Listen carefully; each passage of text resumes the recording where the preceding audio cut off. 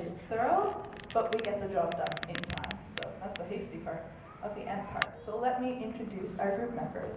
But the majority of them are not here today. So we have, well, I'm Athena. I'm Laura. I'm Eddie. And so backstage we have Emma, and we have Michael, Easton, and Lizzie, who are not here today. And we have our robot, whose name is Fangorn, who's a name of an Ent in the wonderful Lord of the Rings. So when we were formulating our plans, the first thing we did was decide to make two plans. We have a plan A and a plan B. So our first plan was to raise a cup on a hinge using the servo motor and scoop the ball up and then drop it in a shot. And there were some pros and cons to this. So one of the pros was that it was a higher goal, and so that would have given us more points. And some of the cons were that it was more difficult to perform as well as difficult to program. So our second plan, plan B, was pushing the ball into a slot with the plow attached. And so the pros to that were it was heavier, so it made the robot balance when it was going up the ramp. And it was a simple design which saved us time as well as it was just faster to program. Some of the cons to that were that it was a lower target point for us, which means less points in general. And there were very limited path choices with that, so instead we're just going to go straight up the ramp instead of through the rocks. So here are some shots of us working. This was our first prototype for Plan B. And we made our prototype plow to push the ball out of cardboard, I think that was. And we screwed it on with some screws. And that was a very good process for us because we really got to see how it worked. And it saved us a lot of time too without having to actually test it out with the real metal that we ended up using for our plow. So this is our robot, Fangorn. And so the first problem that we had was the plow, and it was dragging on the incline. So what we did to solve that was we filed down the edges so it was flat on the bottom. Another problem we had was the uneven weight while it was traveling up the ramp, so we fixed that by placing locks and batteries on the back of the robot. Then we realized that our wheels couldn't actually go up the one side because they couldn't get a grip, so we decided to use duct tape, which is both sticky and it also gets some friction going.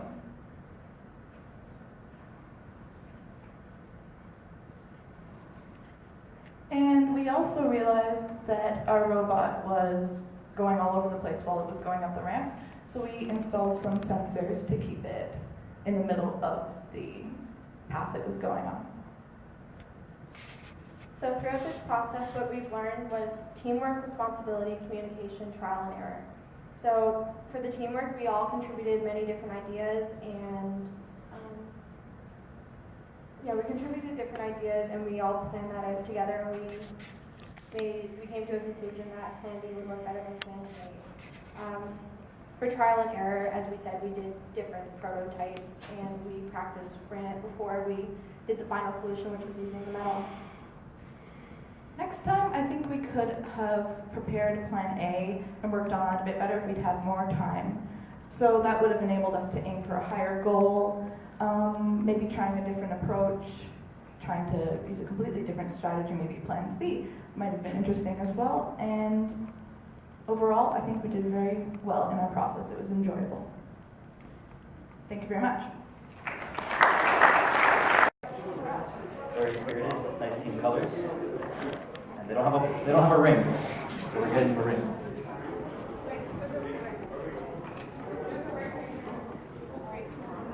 The ring wraith has dropped a ring. Which team? Team? This is the Hasty Ents. We need a measure.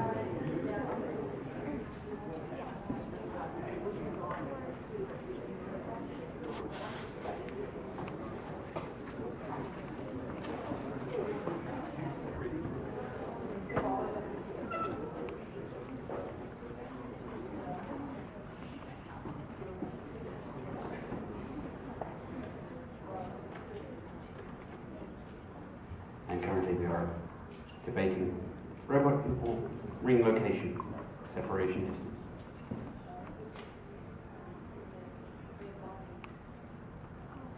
We have an acceptable image, and we're ready. Set. Go!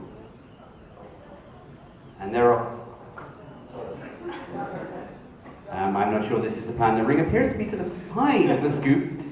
And they've lost the ring. They've lost the ring. And they're climbing out. They're trying to climb out of the stairs. It's zero single. They're still climbing up the stairs. It is. These ants are pretty hasty. Yep, very They good. don't, they're so hasty they so hasty they've fallen over themselves.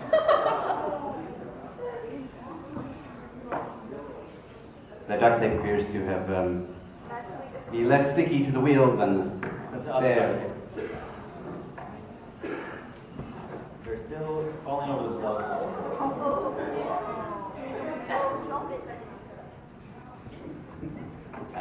These ants may have had a few issues carrying that. I think the Ents have decided on a steady basis. We are ready for round 2.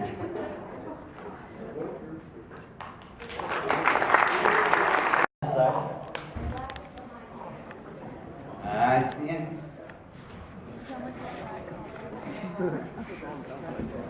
And Fanghorn is getting ready.